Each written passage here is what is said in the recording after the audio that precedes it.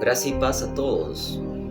Me preguntaron algunos teólogos con énfasis si podría desarrollar y explicar la elección y reprobación. Por supuesto que sí. Por este medio, de manera resumida, deseo compartirlos brevemente. Debemos entender en primer lugar los decretos divinos porque sabemos que Dios es soberano. Su soberanía involucra su autoridad y gobierno sobre todo lo que ha creado. Dios gobierna el universo, por eso cuando emite un decreto según su consejo y plan eterno, ese decreto se efectúa sin falta y no falla. Las Escrituras revelan muchos aspectos de los decretos eternos de Dios, pero los que han provocado mayor controversia o discusión tienen que ver con su plan de salvación, principalmente el decreto de la elección. Tal vez la palabra predestinación provoca más discusión teológica que cualquier otra palabra de la Biblia. Cuando nosotros nos embarcamos en un viaje, tenemos un destino planeado en un lugar al cual esperamos llegar con seguridad.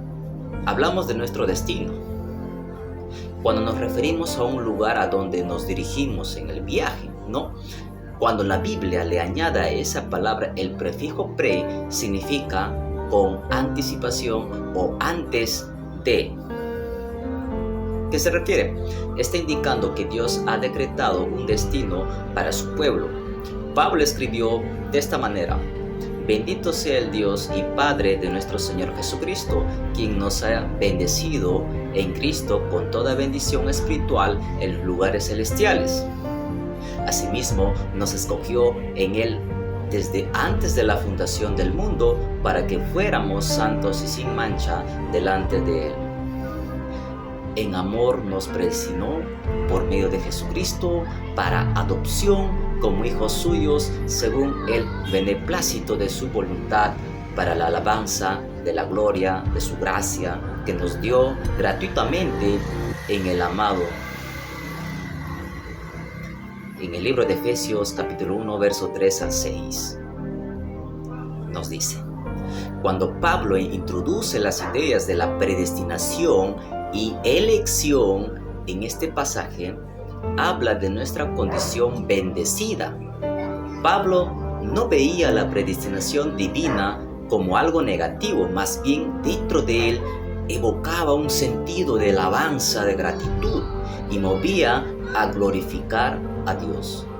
Quiere decir que el apóstol Pablo veía la doctrina de la predestinación como una bendición.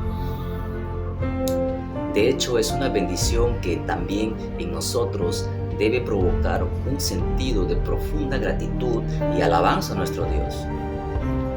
La doctrina de la predestinación es una discusión, incluye lo que llamamos las doctrinas de la gracia. Así es, con la doctrina de la predestinación, tal vez más que con cualquier otra doctrina, se nos confronta con las profundidades y riquezas de la misericordia y la gracia del Dios Todopoderoso. Si en nuestro pensamiento separamos la predestinación del contexto de esa bendición, estaremos luchando siempre con esta doctrina. Por ejemplo, Juan Calvino, a quien se le considera el principal entre quienes ha formulado la doctrina de la predestinación, decía que esta doctrina es tan misteriosa que debe tratarse con sumo cuidado y con humildad, porque fácilmente puede distorsionarse o ensobrecer o oscurecer la integridad de Dios. Si se maneja mal, la doctrina puede hacer que Dios parezca como un tirano que juega con sus criaturas, por así decirlo, que juega a los dados con nuestra salvación. Hay muchas distorsiones de este tipo. Si tú batallas con esta doctrina, no estás solo. Por otro lado, creo que la lucha vale la pena, porque mientras más sondeamos, investigamos, analizamos, indagamos esta doctrina, más llegamos a ver la magnificencia de Dios y la dulzura de su gracia y misericordia. Si nuestra teología va a ser bíblica, debemos tener alguna doctrina de predestinación, porque la Biblia habla de ella. No es Agustín, No es ni Lutero ni Calvino que presenta claramente este concepto. No hay nada en la doctrina calvinista de la predestinación que no haya estado primero en Lutero, y no hay nada en la doctrina luterana de la predestinación que no haya estado primero en Agustín. Y creo que debemos decir con seguridad que no hay nada en la doctrina agustiniana de la predestinación. Así es, habla la Biblia de la predestinación. Esta doctrina no tiene sus raíces en los teólogos de la historia de la iglesia, sino en la Biblia, que la presenta de manera explícita. En el libro de Efesios 1, Pablo dice que hemos sido bendecidos con toda bendición espiritual en los lugares celestiales. Asimismo, nos escogió en Él desde antes de la fundación del mundo para que fuéramos santos y sin mancha delante de Él. En amor nos predestinó por medio de Jesucristo para adopción como hijos suyos.